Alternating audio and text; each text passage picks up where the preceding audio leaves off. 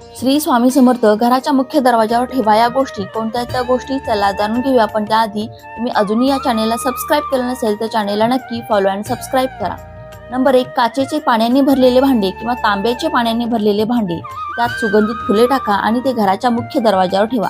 यामुळे घरात सकारात्मकता येते तसेच आनंदही येईल.